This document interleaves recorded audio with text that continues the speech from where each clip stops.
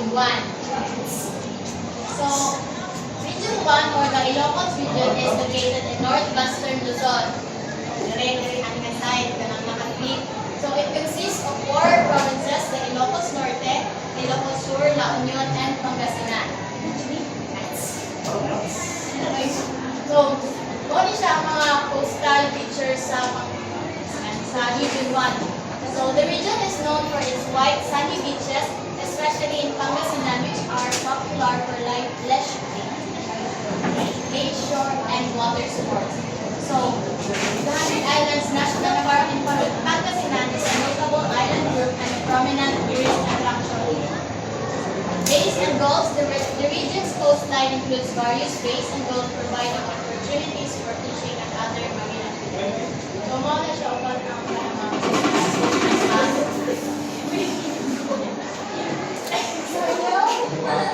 Ilocos region. Next is the major fishing grounds sa Ilocos region. Una is ang Lingayen Gulf. This large gulf is significant fishing ground in the region, covering the waters of the coast of Pangasinan and La Union. It supports a range of fishing activities from large-scale commercial fishing to smaller-scale municipal and artisanal fishing. So, kaning na-aderate, hindi siya, di ba na-aderate ang Ilocos region? Kaning naman siya, diba? So, kaning na-aderate, na siya ang Lingayen Gulf.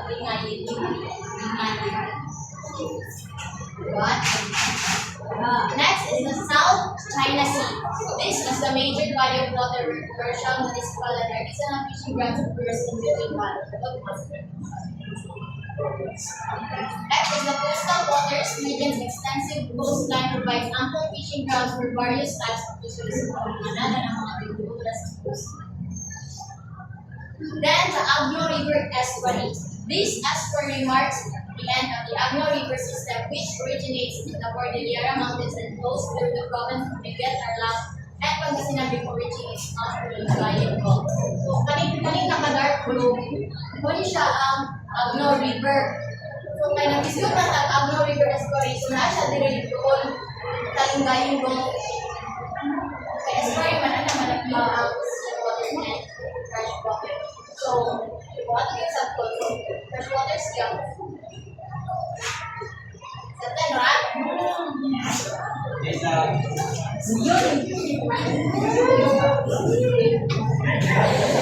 Then the target species and fisheries productions sa Region 1. So, common commercial municipal catch. So, dagat sila mga klase-klaseng isda, scans, skip jumper, tanan. Then, mga klase sila squid, and kaming tilapia at freshwater species na nga siguro makuha sa wala nang litigate siguro mga fishes at river based. So, kasagaran, species na agriculture dito is milkfish, tilapia, shrimp, sicanids, and mud crabs. Fishing methods use gill nets, hook and line, sea net, and long line.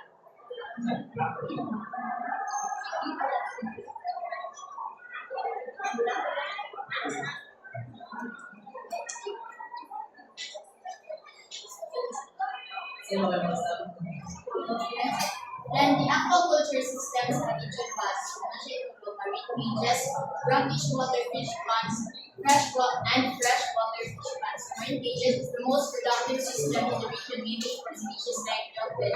So by the way, ang Pangasinan is known as the Bangus capital in the Philippines. Kasi yan. Ano yung it's very tough.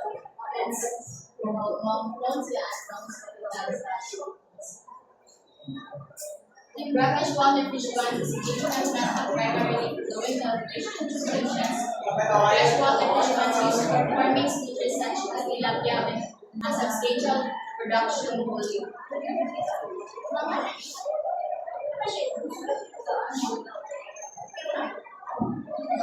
Naitulong ka traditional fishing methods. Una is ang back-place, canvas, and gear grabbing. Back-place, wala na siyang action. Ang back-place, kaya mo siya fishing, ay kanang brush at net. Tapos ang wato na all villagers work together para birahon ang net gikan sa dagat at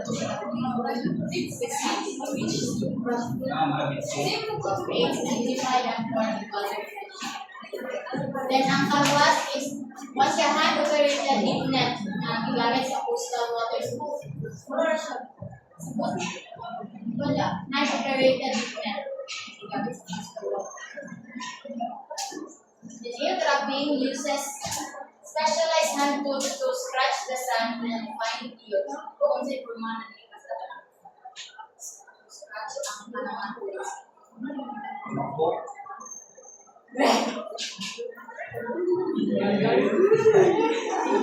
So next is the economic importance.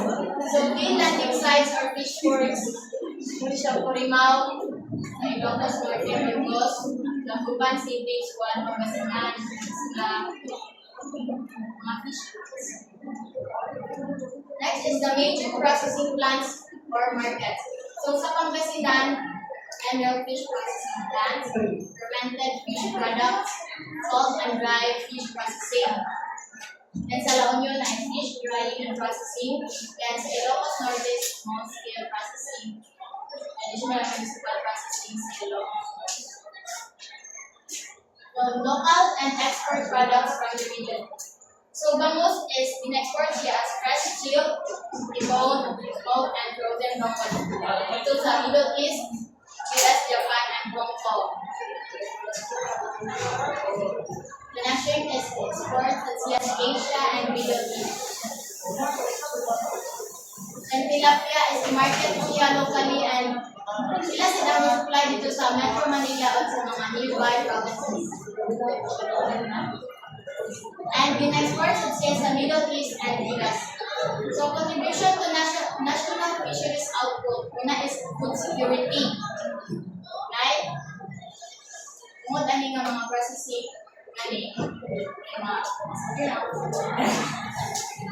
next is livelihood and employment. Actually, ano makakontribute mo siya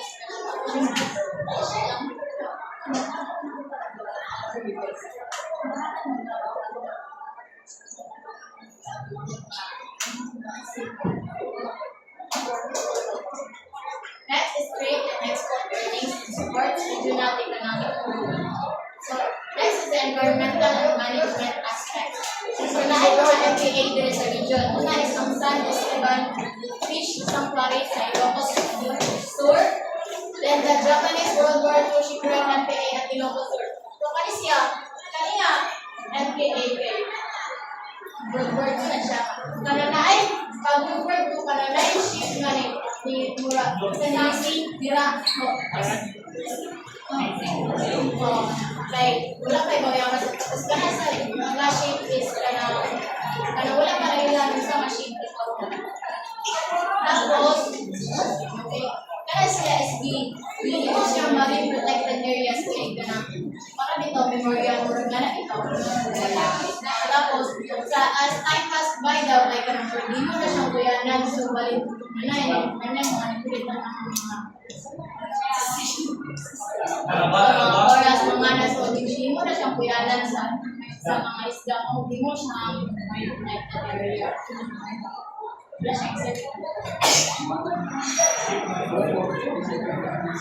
pero dili siya whole nga ship, yun mo siya nabungkag, pero hindi ko na siya ito nagbungkag. Then the Arnedo Mangrove at Bolinao, Pangasinan, and the Bani Mangrove at Bani, Pangasinan. So kung nagbagay mo, ganang bihimo nilang marine protected area ang mangroves. Ito, na idea na nila. Ganang bihimo nilang marine protected areas ang mangroves.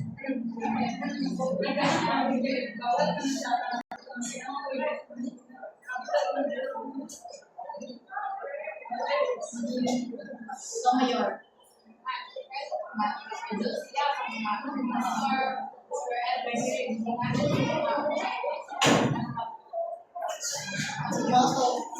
Moto, di mo siya marine protected area kaya dapat siya tama sa mga tao dito.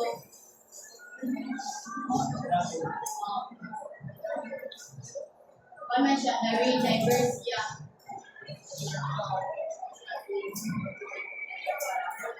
nilang management. The common environmental issues first is overfishing and marine pollution, coral reef damage, mangrove destruction, air pollution, coastal development, climate change, and natural calamities.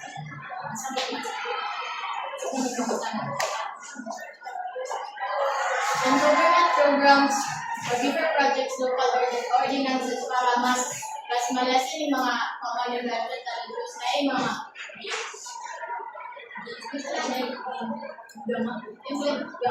implement ang government ng mga part para una isang lambak plan, eco-friendly fishing gear. Ano naman siya ka ng Bungkod?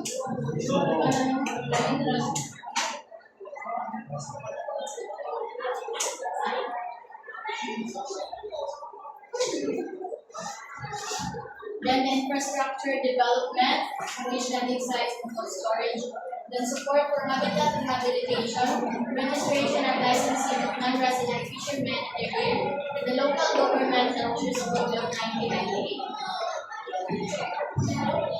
NGO or community initiatives in fisheries management, as related aquaculture projects in Locos Norte and Pangasinan. Familiar ba talaga ako sa aquaculture? Familiar ka na? Familiar siya sa natin?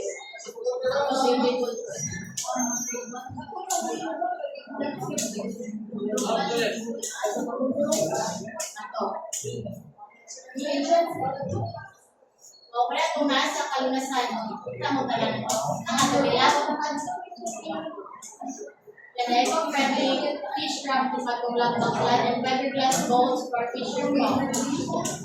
Next is the potential aquaculture expansions areas and models.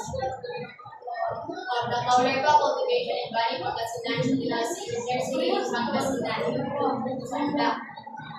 Kumuha siya ang status information from the PSA.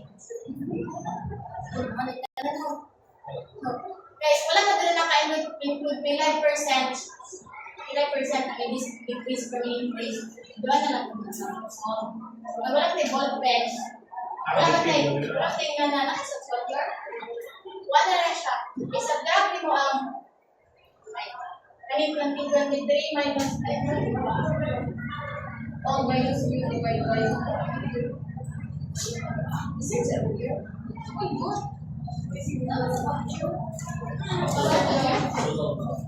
all minus u divided by u. Ang siya, ang 2023 i-minus sa 2022 dahil i-divide sa 2023 times 100. Kita nyo ang pila. Ang ito sa isway year.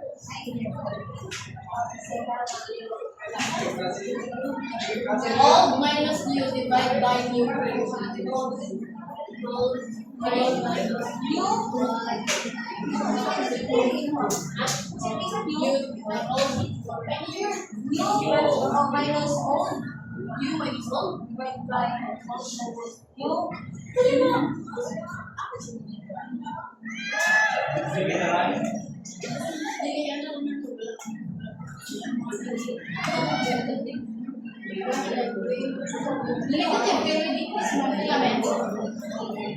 Negative 9.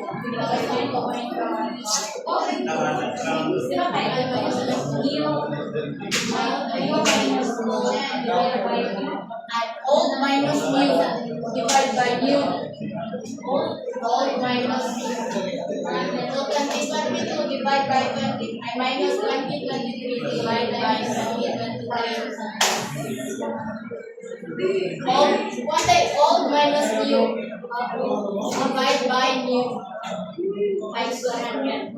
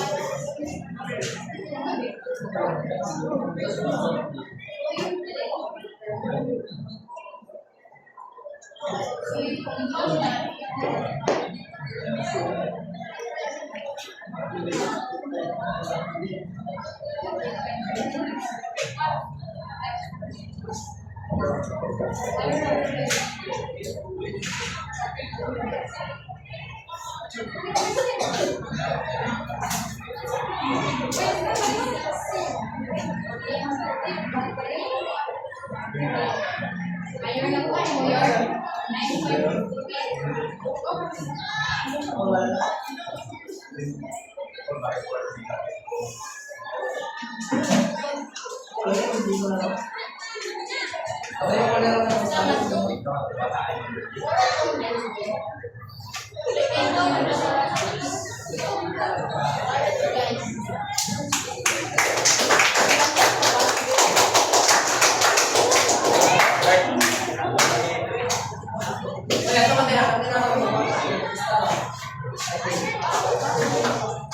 95. Pagdaman na